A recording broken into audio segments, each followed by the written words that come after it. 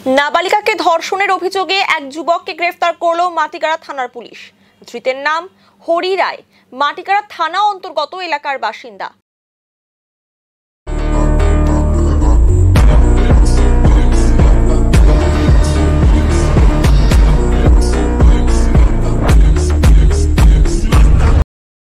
জানা গিয়েছে নাবালিকা তার আত্মীয়ের বাড়িতে এসেছিল। যুবক নাবালিকাকে চকলেটের প্রলোভন দেখিয়ে এবং ঘোরাতে নিয়ে যাওয়ার নাম করে মাটিগাড়া ভাঙাপুল অন্তর্গত একটি ফাঁকা জায়গায় নিয়ে গিয়ে তাকে ধর্ষণ করে। ঘটনার পর মাটিগাড়া থানায় অভিযোগ দায়ের করা হয়। সেই অভিযোগের ভিত্তিতে তদন্তে নেমে গতকাল যুবককে গ্রেফতার করে মাটিগাড়া থানার পুলিশ। আজ ধৃতকে শিলিগুড়ি আদালতে পেশ করা হয়েছে। গোটা ঘটনার তদন্তে পুলিশ।